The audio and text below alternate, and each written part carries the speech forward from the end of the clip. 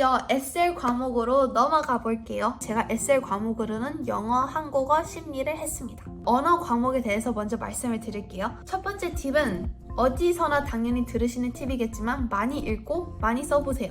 저는 사실 고등학교 때도 읽는 게 싫어서 학교에서 지정해주는 필수 그 도서만 읽었는데 사실 그 다른 책을 자유시간에 다른 책을 읽는 친구들하고 비교가 많이 됩니다. 그래서 책을 읽어서 어휘력과 논리성을 키우시고 그게 정말 페이퍼 1에 도움이 된다는 사실을 깨달으셨으면 좋겠습니다.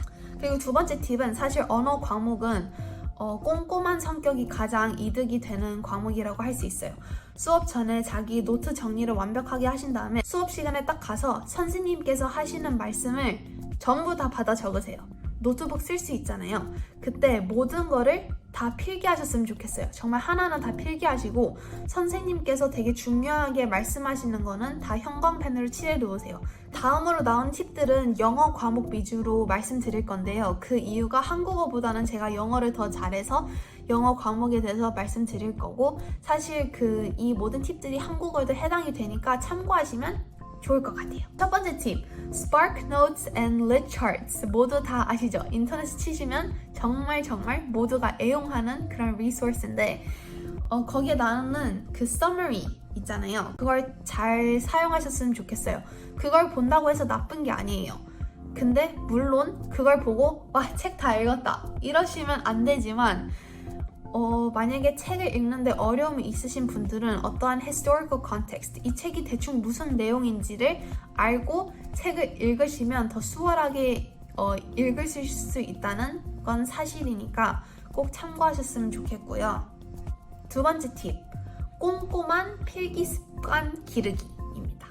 필기를 제때 안 하시는 분들 나중에 후회를 하지 말아주세요. 정말 필기는 그때 하시는 게 맞고요. 그래야 시간 절약이 되고 시험 기간 되면 그냥 자기가 필요한 필기 노트만 찾아서 쓰면 되니까 굳이 필기를 하는데 시간 낭비를 하실 필요가 없다는 말씀을 꼭 해드리고 싶었어요. 그리고 책을 읽고 나서 노트 정리하실 때 무작정 노트 정리하시면 안 돼요.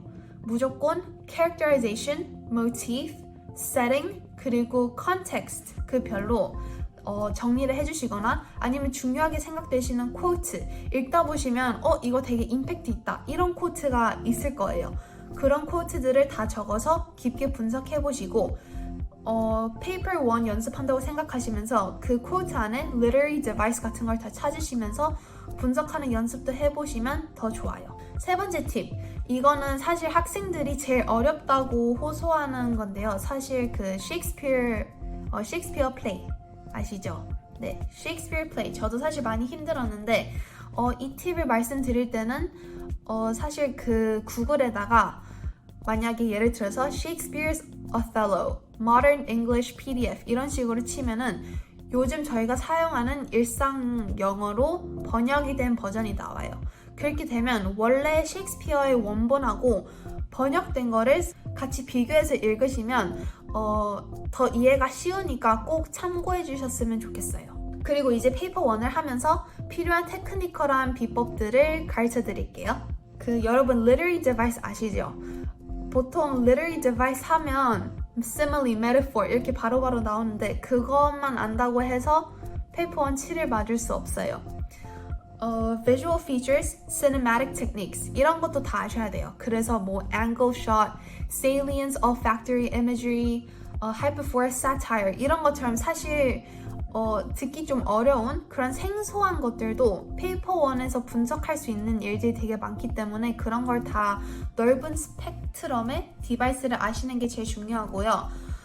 각 테크닉마다 효과 또한 알고 계셔야 합니다. 다음 팁은 페이퍼 1 문단을 분석할 때 정말 모든 문장을 분석할 정도의 능력을 키우셔야 해요. 사실 저도 페이퍼 1을 맨 처음에 해봤을 때 한 문단이 있으면 한 문단에 4문장이 있다면 2문장만 분석을 하는 정도였어요. 근데 나중에 가다 보니까 모든 줄에 정말 거짓말 안 하고 모든 줄에 의미 부여가 되면서 분석을 할 수 있는 능력이 키워진 거예요. 그래서 여러분들도 그 연습을 하시는 게 중요하답니다. 그리고 분석하는 방법, 글 구조를 짜는 방법이 사실 개인마다 다 달라요. 자신한테 맞는 그런 방법이 있을 텐데 페이퍼 1을 푸실 때 그 텍스트에 맞게 때마다 방법을 바꿀 수 있을 정도로 편해져야 하기 때문에 글 쓰는 연습을 정말 많이 해주셨으면 합니다. 그리고 영어 에세이를 잘 쓰시는 분에게 첨삭도 많이 받아보세요. 그리고 여러 가지 텍스트 타입은 당연히 익혀두셔야 하고 글을 읽자마자 가장 중요한 세 가지 주제, audience of the text, purpose of the text 이 세 가지를 바로 찾는 연습을 기르셔야 합니다. 그럼 이제 언어 과목의 IA, individual oral로 넘어갈게요. IO 같은 경우는 제가 내신에서도 항상 고득점을 받고 파이널에서도 40점 만점에 38점을 받아서 여러분들께 말씀드리고 싶은 얘기가 많은 게 당연한 것 같아요. 우선 첫 번째 팁은 가장 좋아하는 자기가 제일 말하고 싶은 게 많은 literary text, non-literary text를 골라서 할 수 있는 혜택 그리고 직접 대본 또는 bullet 포인트를 써보고 연습을 할 수 있는 기회를 잘 사용해 주셨으면 좋겠어요. 근데 작품도 마구잡이로 좋아하는 걸 고르는 게 아니라 하나의 주제로 연결이 잘 되는 작품들을 고르셔야 해요. 근데 되도록이면 그 하나의 주제에 대해서 상반되는 그런 측면을 드러내는 작품이면 더 메리트가 된다고 할 수 있어요. 예를 들어서 제가 생각해낸 건데 주제를 여성들이 사회에서 받는 억압이라고 설정을 해볼게요. 그러면 literary text는 정말 여성들이 어떻게 사회에서 억압을 받는지에 대해서 드러내면 non-literary text는 그와 반대로 여성들도 independent하고 강인한 존재가 될 수 있다는 그런 반전을 드러내면 됩니다. 이렇게 하면 말할 거리도 많고 내가 선정한 주제에 대해서 이만큼 내가 말할 게 있다, 이만큼 스펙트럼을 넓혀서 깊게 분석을 할 수 있다 이런 능력을 보여줄 수 있을 겁니다. 두 번째 팁은 사실 IO는 주제 선정이 가장 중요하다는 사실입니다. 다른 친구들도 다 할 만한 주제를 하면 듣는 선생님께서도 지루해 하실 수도 있고 내가 말하고자 하는 내용을 너무 쉽게 예상을 하실 수가 있어요. 그러면 당연히 점수를 낮게 받겠죠? 그리고 만약 모두가 할 만한 주제를 한다면 좀 신선한 접근 방식을 찾으셔야 합니다. 근데 또 주제 선정을 할 때 꼭 학교 선생님과 대화를 많이 나눠보셔야 해요.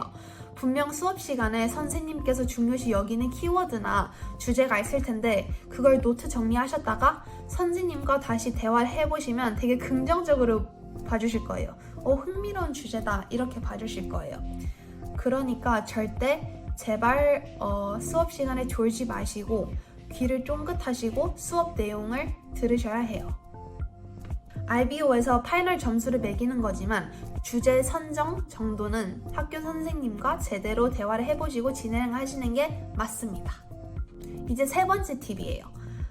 사실 IO를 할 때는 글로벌 이슈를 잘 정하는 게 매우 중요해요. 보통 그 5개 글로벌 이슈 중에서 처음 3개를 많이 선정해요.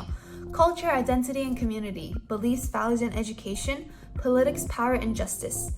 근데 남들과 다르게 하려고 일부러 글로벌 이슈를 다른 걸 어려운 걸 고르실 필요는 없어요. 글로벌 이슈는 안전하게 방금 제가 말씀드린 그 3개 중에서 하나 고르시면 되고 주제만 좀 신선한 주제를 선정하시면 될 것 같습니다. 이제 네 번째 팁.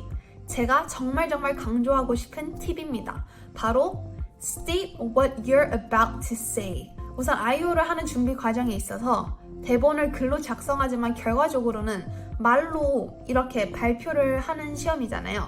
그 즉슨 제가 지금 thesis 말하고 있는지 첫 번째 작품에 관해서 말하고 있는지를 알고 있지만 듣는 사람은 전혀 모르고 계시는 거예요. 그러니까 무조건 pinpoint를 하셔야 합니다. 예를 들면 My global issue is, my thesis is, moving on to my first extract 이런 식으로 이런 표현 방식을 사용하셔야 해요. 이렇게 함으로써 효과적으로 의사를 전달하고 듣는 선생님께서 제 발표 내용을 쉽게 잘 따라오실 수 있습니다. 이것도 IU 크라이테리아에 포함되어 있으니까 꼭 기억을 해주셨으면 하는 부분입니다. 이제 5번째 팁, 분량에 관한 얘기로 넘어가 볼게요. IU 크라이테리아 C를 보면 well balanced 이 단어를 보실 수 있을 거예요. 즉 두 작품에 대해서 얘기를 할 때 한쪽에 치우치지 않고 밸런스를 잘 맞추셔야 해요. 우선 제가 추천드리는 방식은 인트로와 결론에 각각 30초씩, 두 작품 각각 4분씩, 그리고 남는 1분은 중간중간에 transition sentence를 쓰실 때 사용하시면 됩니다. 요약하자면 말을 하고 싶은데 너무 많아도 자제를 하셔야 해요. 글로벌 이슈를 가장 잘 보여주는 내용만 강조를 하시면 됩니다. 그리고 의사 전달을 위해서 천천히 일정한 페이스로 말씀을 하시면 그것도 점수가 더 추가로 주어집니다. 이제 마지막 아이오에 관한 마지막 팁입니다. 바로 아이오 발표 후에 있는 5분 질의응답 시간을 위한 예상 문제 준비하기입니다. 사실 예상 질문이 그렇게 어렵진 않아요. 이 질의응답 시간은 선생님께서 저에게 듣고 싶었던 거 아니면 내가 선정한 작품을 내 스스로가 제대로 이해를 했는지 확인하기 위해서 있는 세션이기 때문에 전혀 부담을 가지실 필요는 없지만 준비를 해 가시면 그래도 좀 수월하지 않을까 싶습니다.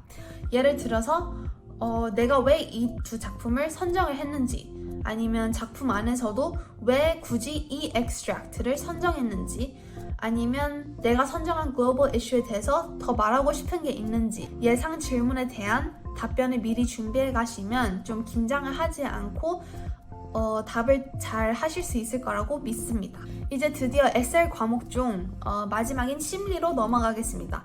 심리도 항상 제가 내신을 만점을 받는 과목이자 파이널에서도 100점 만점에 92점을 받아서 자신이 있는 과목이에요.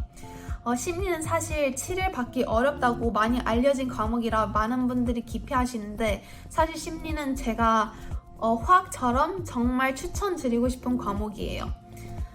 우선 심리는 케이스 스터디를 외우고 기본적인 개념을 이해하고 둘을 연결시킬 수 있는 능력이 요구되는 과목입니다.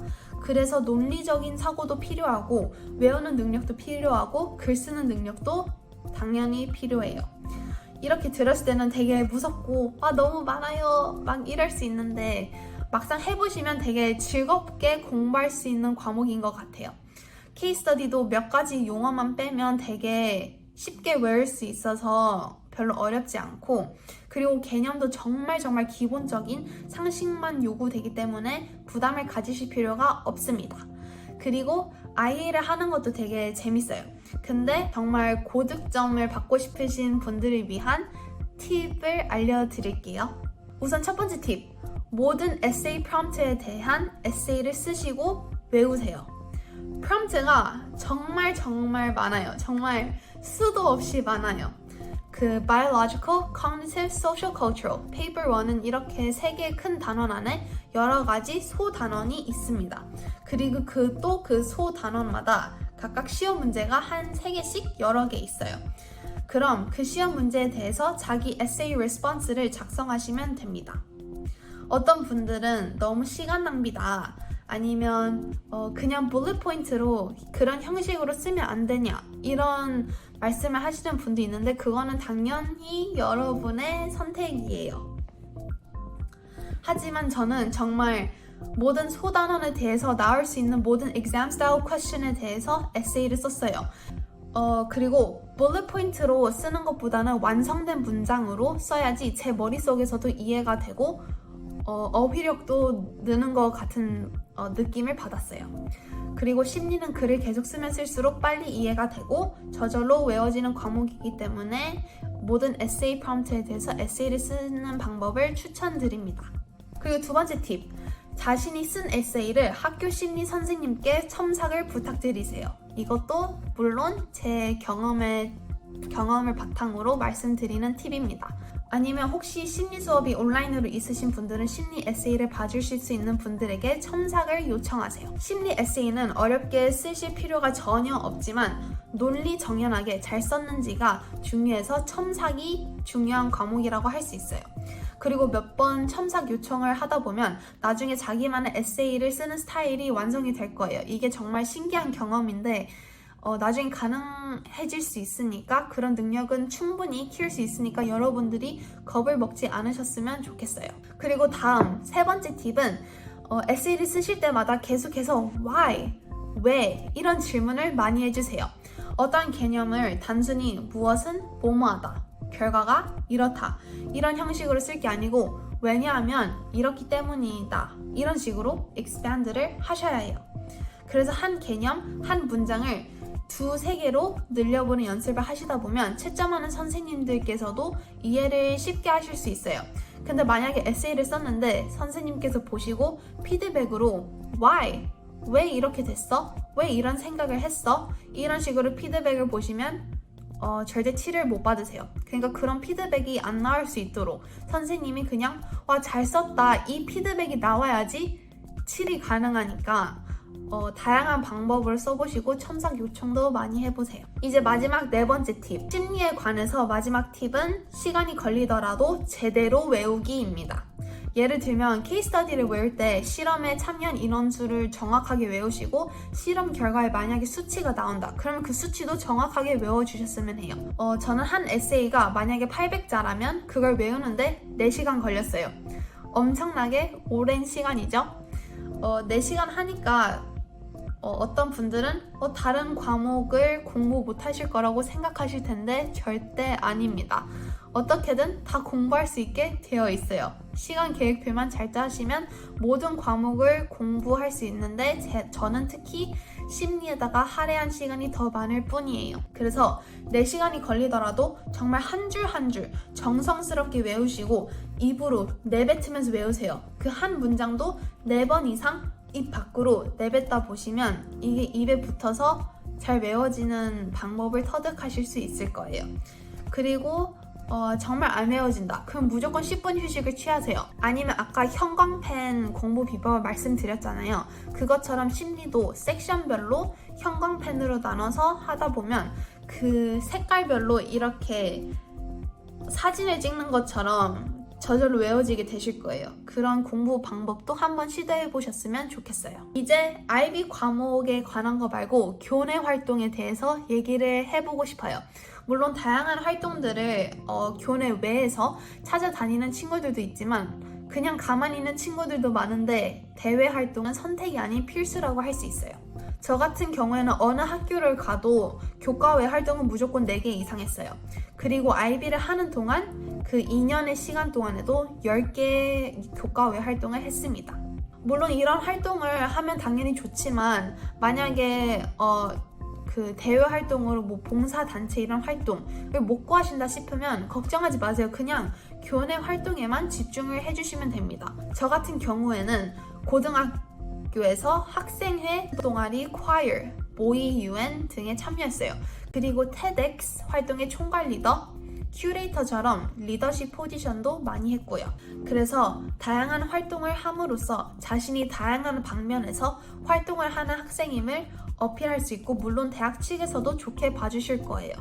특히 내신 성적이 좋으면 그 교과 외 활동이랑 내신 성적이 같이 이렇게 메리트가 되겠죠? 그렇다고 내신에만 집중한다고 교과 외 활동을 소홀히 하지 않으셨으면 좋겠어요. 만약에 참여하고 싶은 교과 외 활동이 없다, 교내 활동이 없다 하시는 분들은 친구들, 관심 있는 친구들하고 같이 모여가지고 하나의 활동을 만드시는 것도 되게 좋은 경험이에요. 그리고 이런 식으로 여러 활동을 하셔야지 뭐 자소서 아니면 해외 대학 넣을 때 personal statement 이런 데 쓸 때도 도움이 굉장히 많이 되고 자소서가 아니더라도 그 개인적으로 정말 특별한 경험이 될 수 있는 기회예요. 정말 이 영상의 마지막 부분인데 제가 사실 공통적으로 IB를 하는 학생분들께 하고 싶은 현실적인 조언이 있습니다. 우선 지금 10학년인데 이제 막 11학년이 되는 친구들 있잖아요. 그 친구들은 너무 두려워하지 않으셨으면 좋겠어요. 개인 역량에 따라서 난이도도 당연히 다를 텐데 우선은 최우선적으로 과목 선정을 신중하게 해주셨으면 좋겠어요. 너무 초반부터 힘드시면 안 될 텐데 수업 시간에 기초부터 잘 다지시는 연습을 하셨으면 좋겠고 그래야지 나중에 고생을 안 하십니다. 그리고 11학년 친구들 저도 사실 12학년이 제일 힘들 줄 알았는데 11학년이 사실 제일 힘들었어요. 근데 11학년 때 내신을 잘 받지 못하더라도 12학년 때 기회가 있으니까 끝까지 으쌰으쌰 하셨으면 좋겠어요. 그리고 보통 11학년 때 extended essay를 시작해서 여름방학 때 끝내려고 할 경우가 많을 거예요. 물론 학교마다 다르지만 보통 케이스가 그래요. 근데 이때 여름방학 때 시간이 많다고 그냥 나중에 미뤄두시는 습관을 기르시지 마시고 미리미리 하셨으면 좋겠어요. 저도 이 일을 그 extended essay를 미리 했는데도 나중에 보니까 또 고칠 게 있고 또 보니까 또 고칠 게 있어서 미리미리 해두시면 나중에 시간 낭비가 절대 안 될 거예요. 마지막으로 12학년 친구들. 12학년은 그냥 힘들어요. 많이 힘들어요.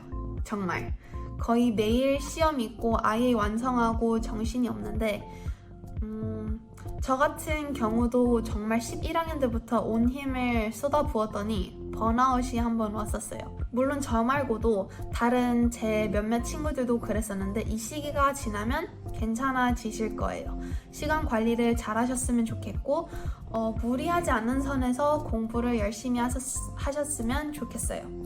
막상 그리고 IB를 끝내고 보면 사실 되게 보람찬 경험이라고 생각하게 될 거고 논문, 그런 extended essay 아니면 IA 쓰는 것도 되게 중요한 연습이기 때문에 좋게 생각하시다 보면 12학년도 금방 끝나실 거예요.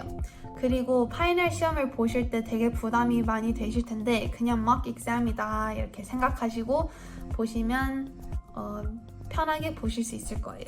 그리고 파이널 시험 보실 때 그 칠판에 시간 나오잖아요. 그걸 꼭 체크하시고 문제를 푸신 다음에 답변을 검토하는 건 무조건 3번 이상 꼭 해주시길 바라겠습니다. 제가 오늘 이 영상을 계기로 정말 하고 싶었던 많은 얘기를 해보았는데요. 생각보다 너무 길어져서 죄송합니다. 이 긴 영상 끝까지 봐주셔서 너무너무 감사하고요. 이 영상이 도움이 되셨다면 저에 대한 더 자세한 정보는 공맵에서 찾아주시고 마지막으로 구독과 좋아요 부탁드립니다. 감사합니다.